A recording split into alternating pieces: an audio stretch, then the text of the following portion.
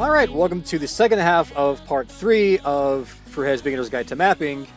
We're now we know how to use our editor, we're going to discuss how to make our patterns. So how to pick out sounds to map to, how to place those patterns, some things to watch out for to avoid having issues with our map, how to find issues with our map, and then also how to check the relative difficulty of our map.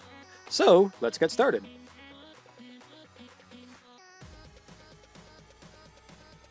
Once we're in the map, we need to tell, is our grid properly aligned? So in order to do so, we basically want to look at our waveform over here on the left, and this will tell us, how our alignment is. So if I start playing around here, actually a little further, a little more.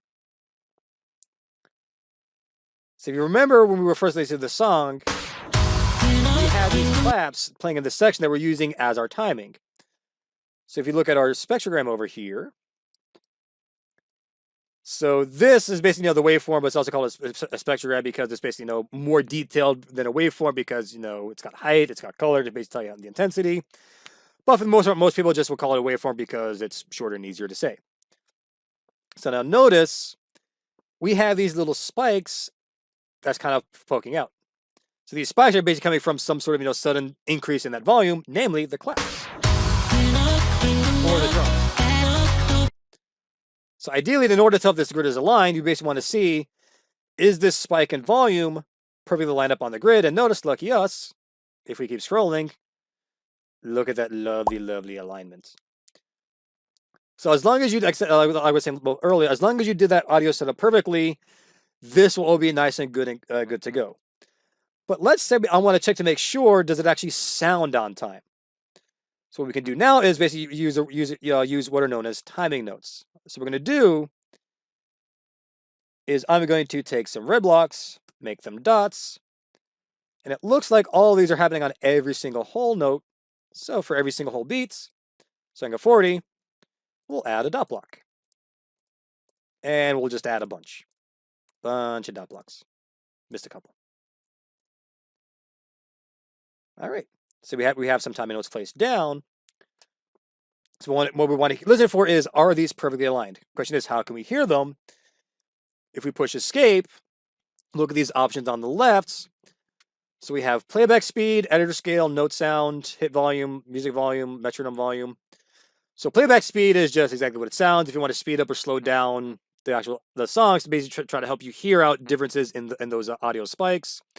We have editor scale, basically how stretched out your grid is. We have note sound. So this would be, if you were to place a block down, once the cursor passes over it, what sound do you want to hear? I personally like tick sounds. And then you also have music volume, how loud is your audio playing? Hit volume, how loud is this playing? And then metronome volume, just standard metronome. I tend to have that one turned off. And then enable waveform, just seeing that little lovely, lovely thing on the left side. So make sure we have a note sound selected. We have hit volume turned up. So now we want to play our song. So to play, we can either basically push the play button up here, or what I like to do, push space. So we push space, and then we want to listen. Does the tick sound align with the beat sounds?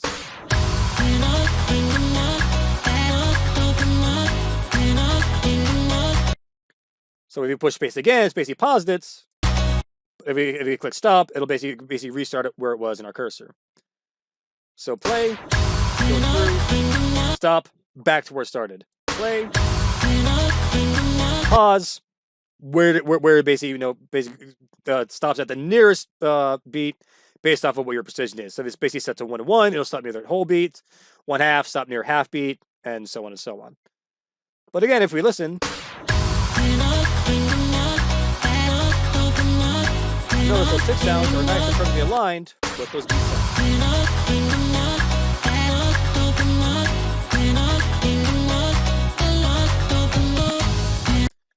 Alright, so this section sounds good, but it's always good practice to check elsewhere. So let's check somewhere near the middle.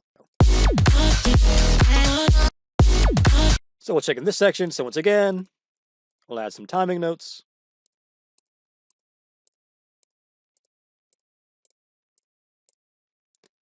And we'll listen.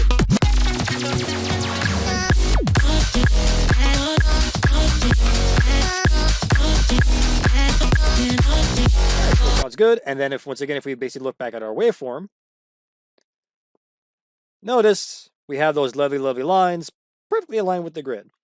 Now, some of these you will notice aren't exactly on every single whole line. That's okay because, again, they have different timing. So notice some of them are falling on 3/4, some are falling on half, some are falling on whole on the quarter note. Some have some weird timing where some of the beats are a little off, but again, different sounds have different beats behind them. They have different precisions, so that we'll have to figure out as we're working through a map. But let's also check our ending. So again, add our timing notes. Do a little listen.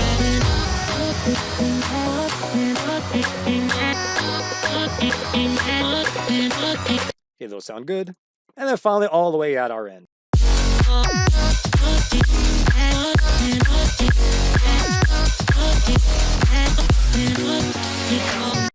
So the audio is nice and good and properly aligned. So we basically are good to actually start editing this as we actually want to go through it. When it comes to actually working through the actual editing mapping process, there are a couple of different ways to go about it. So what some people like to do is, like how we're using these to basically check our timing. What some people will do is they'll basically go through the whole song, listen for what sounds they want to map to, what they want to map out, and they'll add timing notes for the entire thing. So they have a rough, outline planned ahead. Other people like me, we will do lighting first, and then our lighting is going to act as these timing notes are ready for us. So it basically depends on how you want to go end up about it. If you don't want to have any timing notes at all, and we have all these here that we want to get rid of, how do we get rid of notes? Especially a large section of notes, namely, in this case, everything. So in order to highlight a section, I'll go to our little cursor here, and then Control left click. Notice it's selected, and we have this lovely little blue extension. So by Control clicking once, it's going to start a selection of stuff we want to select. So in this case, we'll basically go to the start of the map, jump to the end of the map. Hey, we've selected 40 blocks. If we left click once more, it's now going to highlight everything that was in our selection. In this case, every single block. So now we can either delete them, or we can also cut, copy, and paste. But those I'll go into a little detail a little bit more. But for now, in this case, let's just get rid of these off of our map. So you can either hit our delete key to delete them, and we're good to go.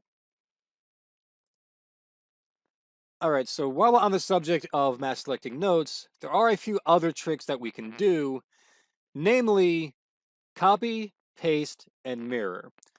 So let's say you had some section of notes that you wanted to reuse in another section. Maybe you have a chorus that repeats or some sort of specific style that you wanted to repeat this pattern again at some point. So let's say we have this little pattern right here. So we have a wall, we have some bombs, we have our notes. And I want to use this pattern again at some other point. So we could then just, select this section. So once again, we will hit Control left click to start a selection window, scroll forward, then left click once again. So we have this section selected, and we want to copy this and place this somewhere else. So to do that, if we were to push Control C, we now have this selection of notes copied. If I were to scroll forward and then push Control V, it'll then paste down that section based off of wherever your cursor is at that point. So when you are using copy and paste, you do want to be careful with that. Namely, before and after you copy a section, you want to push Control A to deselect the thing that you had selected. So the main issue is, say if I wanted to copy this section at some points and then paste it down, I might have something else already selected when I go to copy it. So if I had some other stuff selected, I then wanted to copy this section here, it might then add in extra blocks that you didn't mean to do. So every time you are using, copy and paste, always push Control A before and after to make sure you do not have anything else selected. But now let's say, when we copy the section, I put it down somewhere else. What if I didn't want to have the exact same section again? What if I want to vary it a little bit? So we have this lovely little tool, Mirror. So let's say when I pasted this other section down, I didn't want it to be the exact same. I want it to be a little bit different than this one was. So once again, we'll Control left click, get our selection. So now, if I were to push this mirror button, what it's going to do, it is going to completely mirror swap this image that's now selected. So notice when I push this, it completely changed basically what the pattern was. If you were to notice, the wall was on this left lane, it swapped out to the right lane. This bomb was in this middle left lane, now middle right lane. We had this blue on the right here, it's now a red on the left. This red on the middle left, it's now a blue on the right. So when you push mirror, everything swaps into its mirror position, as well as changes what its color was. So that's why in this case, this was blue, now it's red. This was red, now it's blue. But this is not the only thing we can do for a mirror. Let's say, for example, if you had some random pattern down, say if you were mapping and you did it like this. Oops.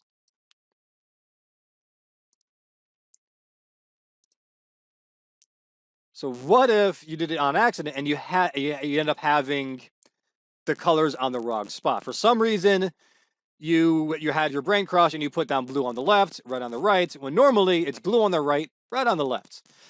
Oh no, I have to remap the whole thing.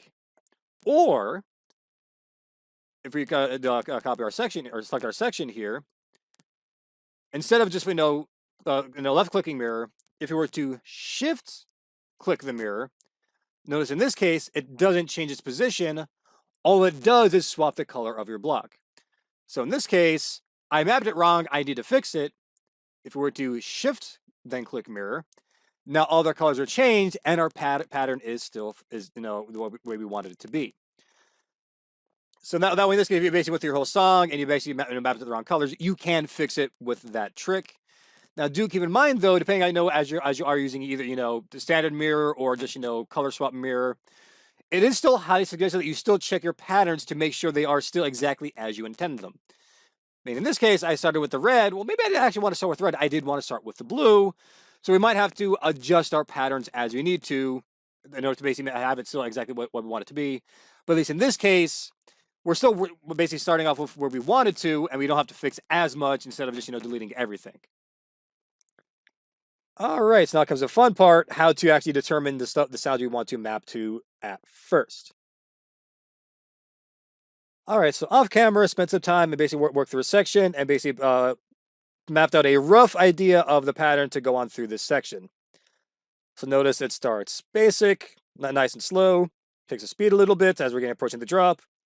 Sudden spike of, oh, we might get worried about the drop. We're hitting the drop, and there's the drop. So if we were to play this, we basically kind of listen. We have our platform. There's our drums.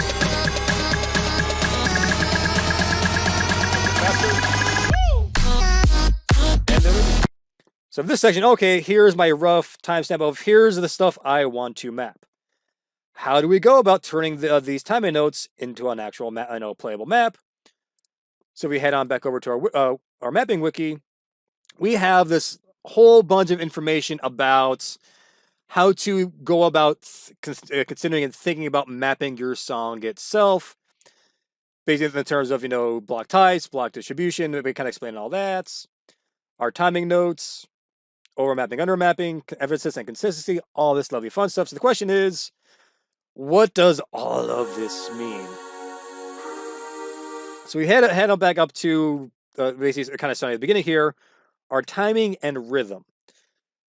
So right now, basically what we've done here is all these dot notes. These are our placeholders as our time notes, basically to tell what our section is going to be. So the question is, how well mapped is it? Is it overmapped or is it undermapped? So whenever you place a block down, it should be mapped to an obvious, definite sound that you want to capture. You don't want to just add blocks for the sake of adding blocks. So if we head over to our section here, notice every single block is here has a set sound. There's the claps, the drums, some beats, faster drums, really fast drums. Every single note that is here is set to a specific sound in our map. If you were to overmap, let's say in this clap section, I don't want this to be this slow. I want it to be harder. What if I just made this to be nothing but quarter notes? Actually, you know what? Quarter notes are too easy. I want this to be an extra plus map. I want to make all of these eighth notes. Oops, need one more here. And another, and another, and another, and another, and another, and another, and another, and another, and another. So just this little short section, just listen. Listen to the taste. So right now, if you listen to this just here, this sounds relatively calm, right? That should not happen. Notice with all these eighth notes here, there's nothing in the song to justify this much. Now, even though I was mainly mapping all these to claps, you can hear that there's part of the bass line in the background. So I could add some if I wanted to. So this is the difference between overmapping and undermapping. This right here is heavily overmapped because there's way too many blocks compared to the sounds that are there. Undermapping, listen to this. In this section here, notice that there's other sounds going on. All of these are just basically set at the whole notes, just as the claps. But if you listen,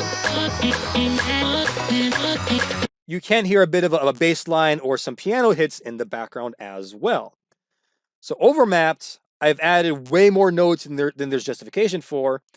Undermapped, I didn't map to everything that I could have.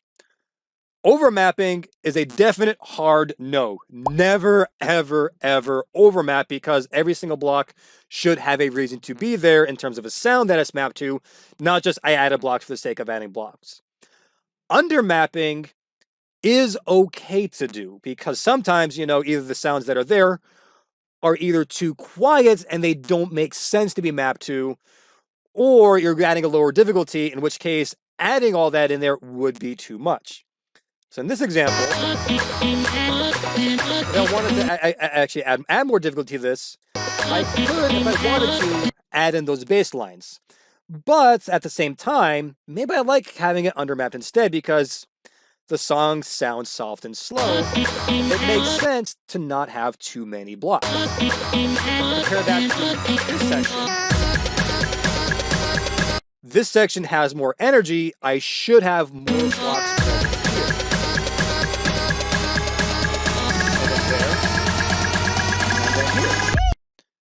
But again, in terms of extra plus, this note density does make sense. But what if I didn't want to map all of this here? I do have those other options. So again, that's what the difference between overmapping and undermapping. Overmapping, definitely bad, don't do it. Undermapping, totally fine to do depending on what you're trying to justify at a given point. This brings us to our next point, emphasis and consistency. So every sound in a map or in a song obviously has a different sound, has a different volume, has a different feel. The amount of notes you place is going to help you get that point across. So if I head back to the claps and get rid of all this insanely overmapped mess, here we go. So these claps are relatively soft.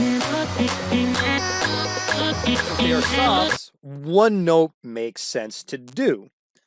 What some people might do is well, this clap sounds loud. I'm going to make it a double.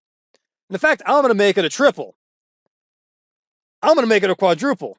No, I'm going to make it the biggest tower you have ever seen. And maybe add some more. This is what's known as overemphasis. So if you look at, again, if you listen to the tick, that's a loud tick. But if I were to say add arrows to this to make the point a little bit more obvious,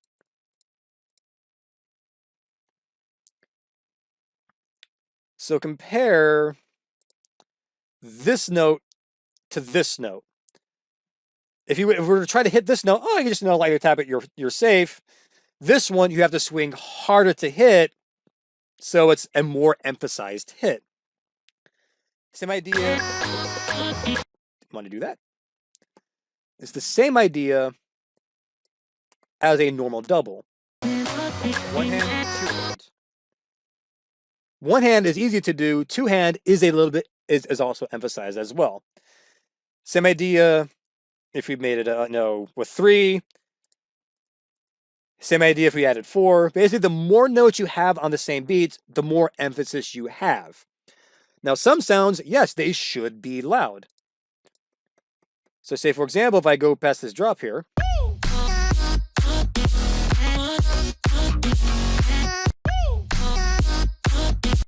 So maybe these hits that has a clap along with it, maybe that should be a double.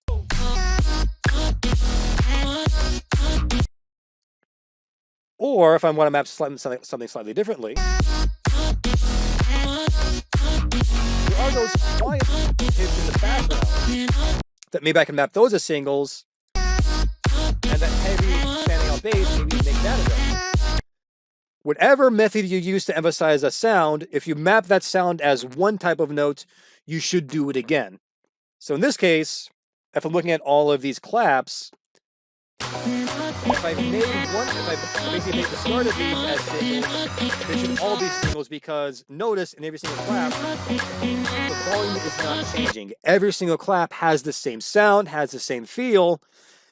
It makes no sense to add more blocks on top of it. So that is what is meant by consistency. Whatever you've done once, you should always do again throughout the map as you're going forward.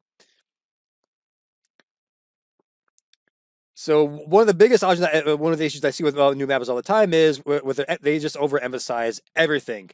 Everything is a double. Everything is a triple. They have 6 high towers everywhere. But the problem is if you emphasize everything, you emphasize nothing because everything's the same.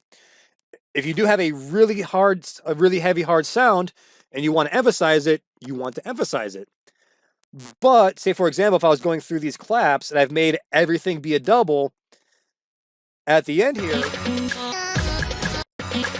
I have that sudden change, if everything is emphasized here, I need to go higher when I get here, and then even higher when I get here. So as you can see, the problem is when you start if you have too much emphasis at the start, you have nowhere to go at the end. All right, so that brings us through our emphasis and consistency. Now comes the part about pattern best practices. So this is basically an ongoing list of stuff that we're always constantly evolving over time. Some things that are in here either with experience you guys can do, but at the start you can't do. Other things are highly controversial. So there are some things to keep in mind as you are going forward. Problem number one, as we're going through this stuff, avoiding this middle row. So if we head back in our editor, if I were to basically zoom down as to where a player is sitting, this is where a player's face is going to sit, right in these middle 2 blocks. If I place a block here, notice you can't see anything coming up past these. So you never, ever want to use these 2 middle blocks, especially on a first map. Now, once you do get more mapping experience, there are ways to use those 2 blocks without causing a problem. But again, that takes practice. It takes skill to know when you can and cannot do so. So for initially, as a first-time mapper, don't put anything here. Keep stuff on these outer edges. So the question is, like I said, when we put that block here, what was the problem? Like I said, it was known as a vision block. If we go back in, you cannot see anything past this. But this is not the only way to cause a vision block. You also can't cause vision blocks from using walls or basically depending on where you place notes. So you always do want to be careful about using with those. But again, the best way to avoid vision blocks, don't use these two middle rows. Then in that case, you will never have you will very rarely have a vision block from anywhere else. So our next thing you basically want to keep in mind as a random stuff, something that's known as a double directional and a resets. So as you are placing the patterns down, you want to consider where did you start and where did you end.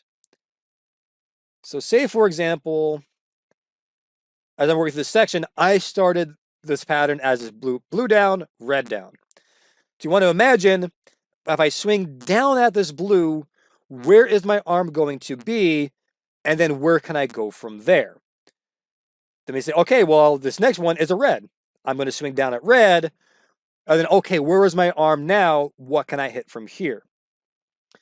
This gives rise to the idea of what's known as parity. Every single note that you have has an inherent type of swing present inside of it.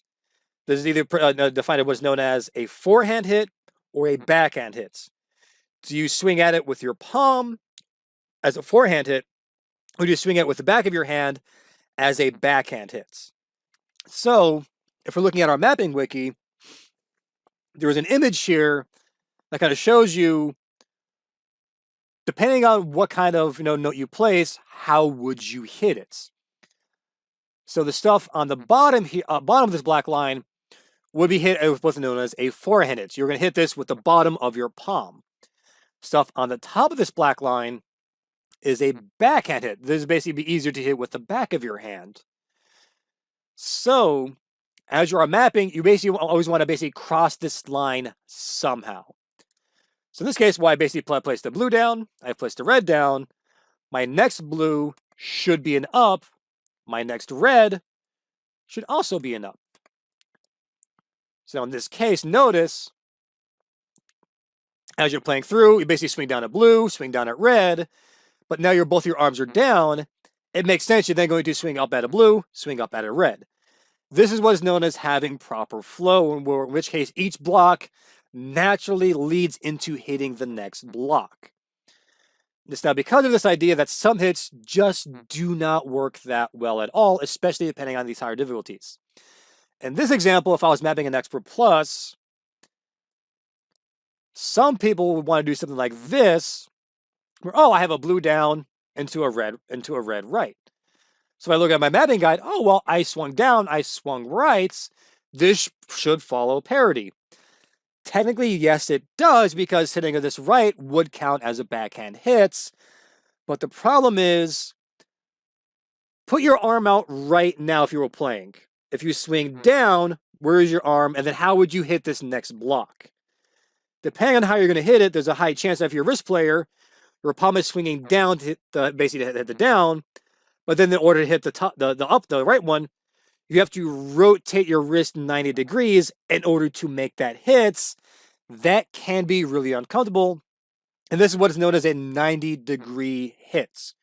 You're moving from a vertical motion into a horizontal motion. So you don't want to have that happen. Ideally, you want to have a very kind of specific way your arm is going to flow, namely how far your arm changes. So as you're playing, you basically want to zero. If you basically don't change your palm at all, in this case, what's known as a double directional, basically both are down. That's bad, because you basically have to bring your arm back up to hit that next hit. It is really uncomfortable to do. Basically, you're going to be hitting an imaginary block above you. So say, for example, if I was looking at this and I wanted this blue to be a down. So as I'm playing, I'm going to swing down, hit this blue. To hit this next blue, I need to bring my arm back up and then to swing back down to hit that. Notice the motion you're doing is the same thing as if you had an imaginary blue block here. you're swinging down for this blue, you're bringing your arm up, and then swinging back down again. So you're basically, in this case, you basically have this imaginary block you need to hit in order to get ready to hit this next one. So that's why double directionals tend to be bad. Another option is, well, what if I had it rotated a little bit? What if I have a 45-degree angle? It's better, but not that much because, again, you have to bring your arm up a little bit to swing back down. So you basically still have, once again, you have this imaginary blue block right over here. So now, okay, I swing it down. I have to bring my arm over and then bring it back down to hit again like this. It's better than a straight down, but still it's not that great to do. What about a 90-degree? Well, again, as you have that awkward, comfortable hit where you're basically going from vertical into horizontal motion. It's better than a DD, but not that much. And if you have a really fast song, it still doesn't work at all, and it's going to feel like a DD because of that awkward changing from vertical to horizontal or horizontal to vertical. This brings us to our best options, a 135-degree change, where now, in this case, I now have that up motion captured, or I'm just now a straight up motion of my arm, and now we're nice and good and safe. Also notice that if I had it like this instead, it would still be more or less okay. In this case, it's not the best because this could be played better with a forehand, but again, we have, certain debatable things, mainly in terms of triangles, which I'll go into a little bit more detail a little bit later. So basically, like I said, the best option is you want to have at least a 135-degree angle followed between each hits. Basically, down should be followed by an up, and up should be followed by that down. So basically from there, now it's just, okay, place all these blocks so you're always alternating that forehand, backhand hit. So down, down, up, up, and then down, down, up, and up. All right, so now I have my, whoops, I had to change you. Boop. All right, so now I have my rough pattern set outs. Now, if I scroll through this and let this play, do you notice anything wrong?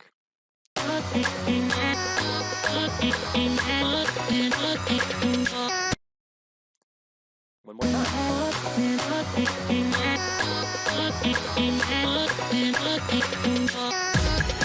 Did you spot it?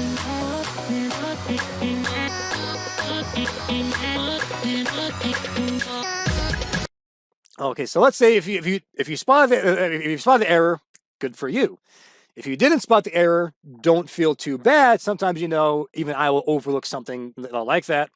So, lucky us, the editor has some tools to help us catch that. So we put Shift-Tab, bring up this little information screen here that has check for double directionals, vision blocks, stack notes. So this is what's known as the error checker that a lot of times, some mappers, if you come to the mapping Discord, they might point out to you, use this error checker. So what this error checker will do is it will scan your map for whatever error you told it to check for, either double directionals, vision blocks, or stack notes. So when it's checking for double directionals, it's going to check for anything that has that same, either forehand or backhand or up and down motion to it, or left and right motion to it, and see, is it followed along with some set time range. So minimum time is how far along in beats do you not want to check, basically, any sooner than this. So basically for this default, you never have to change, just leave it as is. This max time, however, this is what we do want to change. Max time is how far ahead from a block do you want to check to see if there is a double directional. Depending on your difficulty and depending on your BPM, is going to determine basically how far along you want to have this to be set at. Some people will say, I want no double directionals. I'm going to set max time to 999 because I want absolutely no double directions in there at all. And then basically, if there are any there, I want to make sure they were okay to be in the first place. For me, the cutoff is somewhere around 2 to 3 beats, depending on your BPM. Any sooner than 2 BPM is going to feel really awkward too. Might work, but it's debatable. 3, feels better, but still not great. But anything from 4 to 5, you should be safe to have a double directional.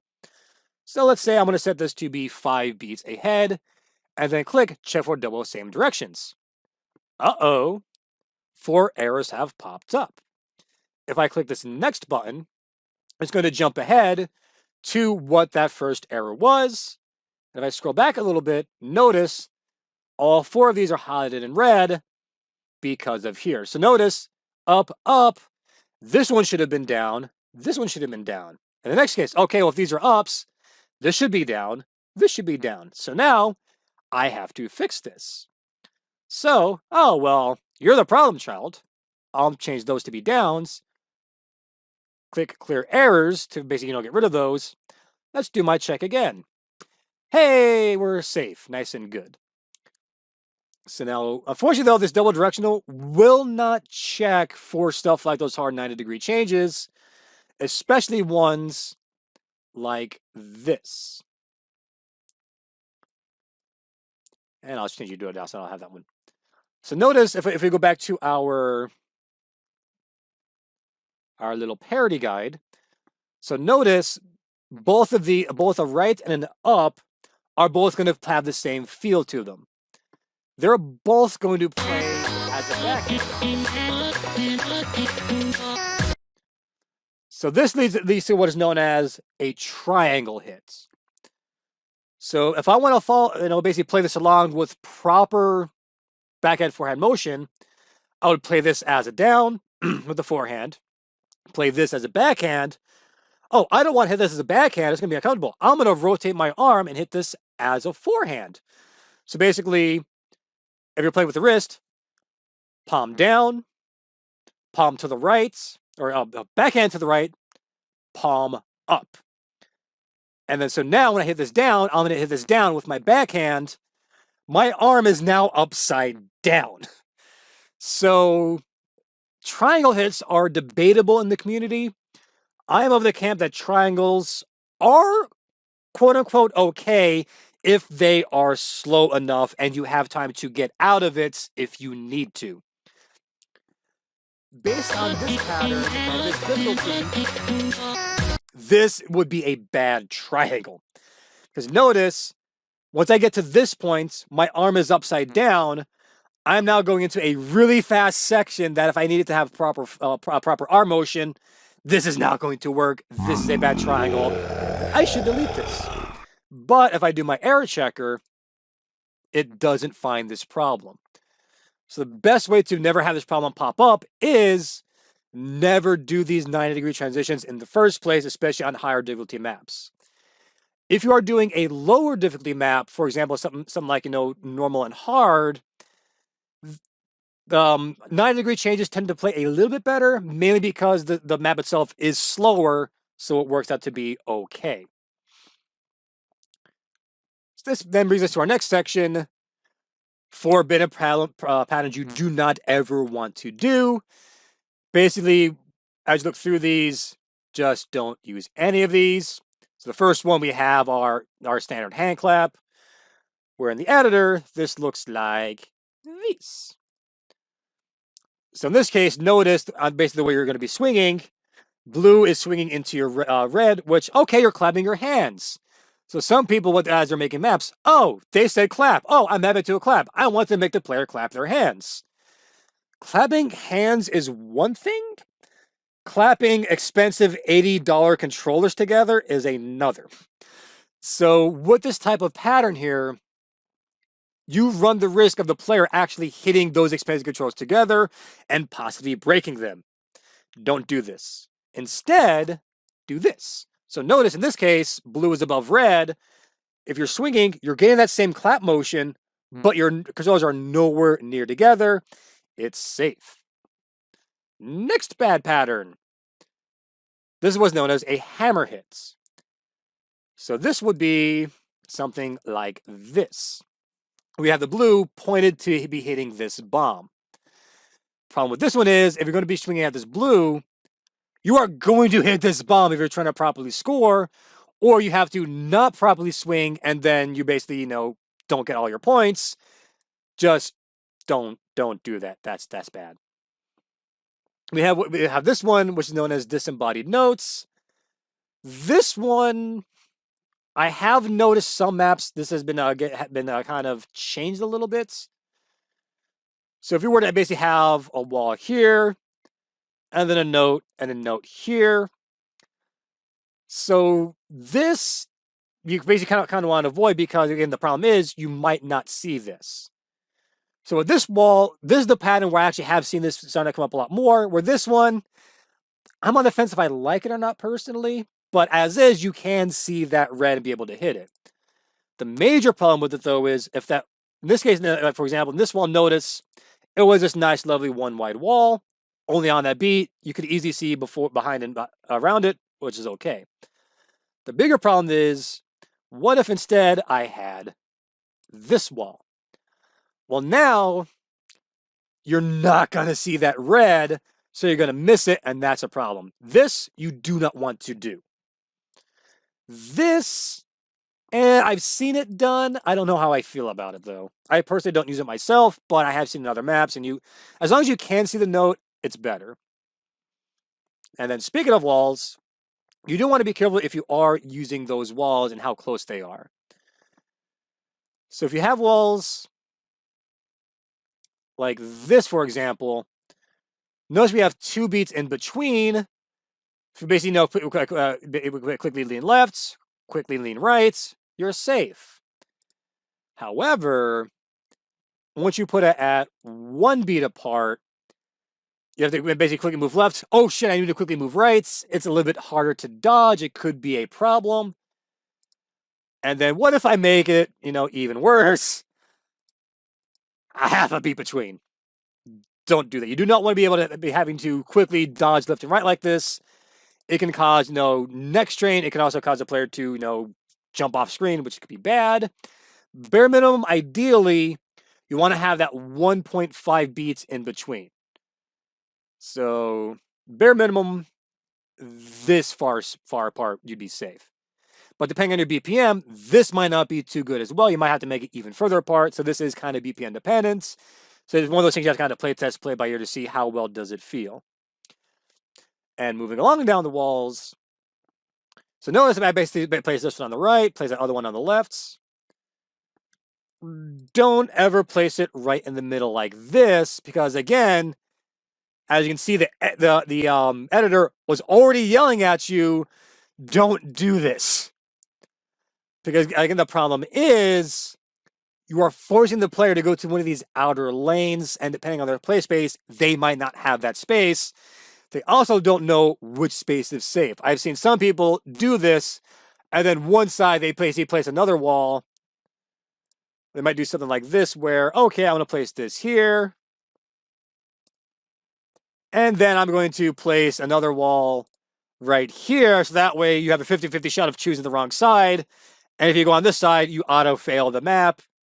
It's poor practice. It's poor creativity. It just doesn't work. Don't do this. Me personally, I do not have the play space to go to this 4th lane, so just don't do it. And then obviously the same is true if you do that. It's the same problem. It's just too far to squeeze into. Don't do it. And then we have bombs. So bombs are fine to use. I know some players just don't like them at all. I'm of the camp of they work as long as they're used correctly, but you don't want to overuse them too much. As for how much I know about overusing, bombs should not count for 50% of your placed notes, more or less. So like I said, for bombs, you just have to be careful about using those. I would say for a first map, don't use them at the start because they're a bit hard to use correctly. You also have a crisscross pattern. So that's, bloop, bloop, bloop, bloop. This is basically similar to the controller smash I mentioned earlier. This could cause players to hit the controllers. It's bad. Don't do it. Bad, bad, bad, bad, bad. Also, you don't want to have blocks placed inside of blocks or bombs placed inside of blocks. I'm not going to have to show that because, again, just don't do it. There's also what is known as hitbox abuse, where in this case, would be something like this, where you're basically abusing the way the hitbox works in order to get this hit to work. It's Notice in this case, you basically have to stick your sabers into the middle and then swing out to hit them correctly, or you have to swing early in order to basically hit the blue and the red properly. But if you mistime that swing, you're going to hit the wrong note, which is bad. So it's kind of an issue not to do those. Then you have the wide boy. So block, block, bomb, bomb. That's bad. Don't do that. And then you have flicks. So in this case, if we're basically kind of looking at this map I have mapped to here, what if in this case I wanted to basically know? Ideally, I would want to do something like this, where it's red, blue, red, blue. But no, I don't want. I want to do that. I want to make it all blue. So blue, blue, blue, blue. The problem with this one is this is really fast to do. This was known as a wrist flick, which kind of is hard to pull off. It can also lead to wrist strain and wrist injuries. It's kind of bad. Which then brings us to the controversial side of things, triangles. So, like I mentioned earlier, if we're looking at a triangle, that's basically where you kind of ended up rotating your hand. Here it is. It basically kind of does say, it's bad. A bad pattern, don't do it. This is still being debated by some members of the community. Some say never do a triangle. Some say triangles are, fine if you can, if it's slow enough. For a first-time mapper, though, I would suggest against using triangles because they're hard to pull off correctly.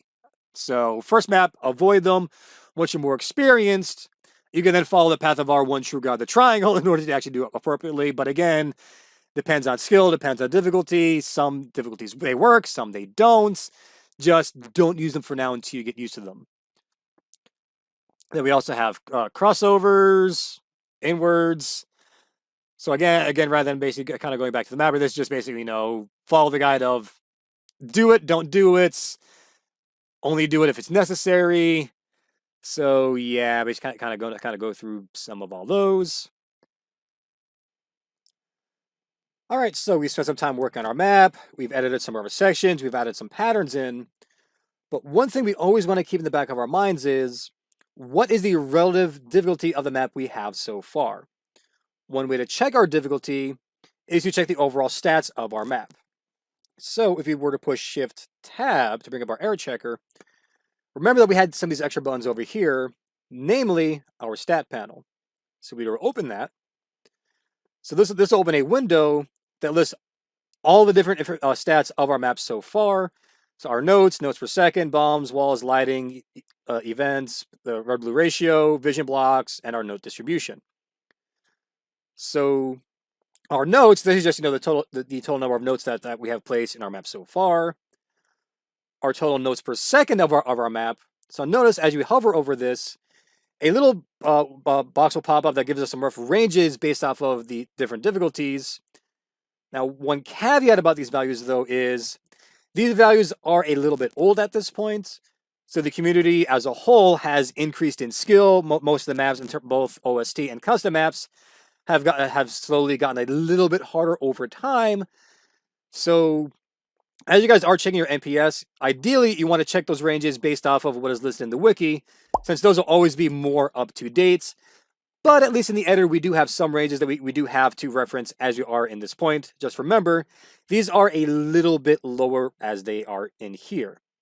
We also have our total number of bombs, our total number of walls, our total number of lighting events. We also have our red and blue ratio. So what this value represents is the total number of red blocks you have divided by the number of blue blocks you have in order to check, are you favoring one side more than the other? So as you guys are working on your map and working on your patterns, you don't want to favor one side more than the other. You want to keep this ratio as close to 1 as you possibly can, so that way the map is relatively balanced in terms of, using your right hand and using your left hand. As long as its value is around the range of 0.95 to 1.05, your map should be relatively safe. Try not to drift too far out of that range, because then you run into the problem of, using one hand more than the other. Ideally, you want to keep this value at exactly 1, so that way you have the exact same amount of blue blocks as you do red blocks, and your map is nice and completely perfectly balanced that even Thanos would be proud to play it. We also have our vision blocks. So these two are just going to be a standard automatic check of your whole map versus the vision block checker over here, which this one was done manually. So notice we have two different values. The first one is a soft vision block check, where this one is basically going to be checking a range of 0.25 up to 0.75. Ideally, you do want to have this value be 0, but if it isn't 0, it's not too bad, but definitely try to stay under 5%. We also have an aggressive vision block. Well, this one is going to check a little bit wider range, namely from 0.25 up to 1.25. So like I said, this one is a lot more aggressive, checking a little bit further out. This one is more intended for really fast-paced songs that are really note dense, where even the slightest vision block could start to be a problem. So now, do note that there's a little note that tells you this is not meant to work with slower songs. So when you guys get down to 100 BPM or slower, this check might start to run into problems, which in that case, you're better off using the actual manual vision block check here in order to really check to see, at least to check on your own to see, do we have any really bad vision blocks in there? We also have these last three, which is basically going to tell us a note distribution of where our notes can be found. We have the top notes, our middle notes, and our bottom notes. So notice as you hover over these, they will give you a rough range to keep in the back of your mind. So ideally, for a normal map, your top notes should be less than 10%, your middle notes should be less than 35%, and then your bottom notes should be somewhere between 60 and 80%, depending on how many top and middle you have. Now, these are not set in stone definite ranges of what your map has to be in. Depending on the style of map you're making, if you're making a more techie or more challenge or more dance style map, your ranges might be skewed a little bit more, but you do want to basically try to aim to follow some basic pattern where the majority of your notes should be on the bottom, your middle notes should be your second most prevalent, and then your top notes should be your least prevalent. But again, depending on your style, the range might skew a little more to the top versus the middle. Now, one note about the step panel, however, is when you have nothing selected, this list is giving you the total stats for your entire map overall. You'll notice as you guys are mapping or making your map, if we were to open the stat panel, you'll notice your notes per second is going to be really, really, really low because, again, it's for total time. Right now, we only have in this map 133 notes in 2.5 minutes. So basically, the map is reading this. If you had this many notes in that time frame, you are getting this rough notes per second. So for an overall check, that's okay, but we also want to check each of our sections to see if we have in order to check our difficulty spikes to see is there one section that is a bit higher than we expected, or if we have a section that is a bit slower than we wanted it to be. So in order to check just a section of notes, what we want to do is just close down the stat panel for now, and then we will highlight a section. So let's say, for example, I wanted to check this one half stream we mapped earlier. So we'll control left click, and then we'll scroll forward to make our selection. We'll go right to there. So now we have this little section this little section selected. Now if we open our stat panel, notice these numbers have changed. So now we're getting the stats for only what we now have selected. So in this case, we have 15 notes, and we have an NPS of 4.57. So if we were aiming to have an Expert or Expert Plus map, having a difficulty spike of 4.57, this should be expected for this kind of difficulty. If I was doing like an easy or normal, this might be too much. So if I was easy normal, I should probably narrow this down. But if it's Expert Plus, this should be fine. I don't have to worry about nerfing this section down. But let's say we also want to check this end section. Where remember when we got to the end here, this was a really fast, quick section. So in this case, I also want to check that. So now when I open the stats, we now have almost 14 NPS.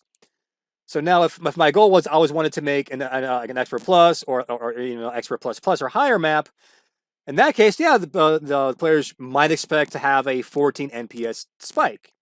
However, if I was aiming to have a lower Expert Plus or just an Expert, 14 is going to be a bit too much for them to handle. So in this case, we map this as a 1/6 stream. Maybe I shouldn't do 1/6. Maybe I should nerf that to maybe be 1/3. in order to make the section be a little bit easier for that low difficulty to handle. So as we're working through our map, always want to check these sections, like I said, too, in order to check these difficulty spikes that we have here.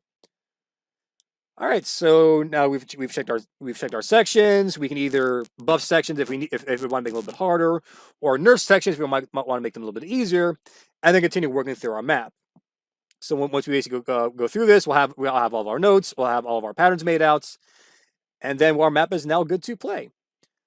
So now we have the patterns done. The next thing we want to do is we'll head on over to our next video in order to cover how to add these awesome light shows to these maps you guys are going to create. So I will see you in the next video.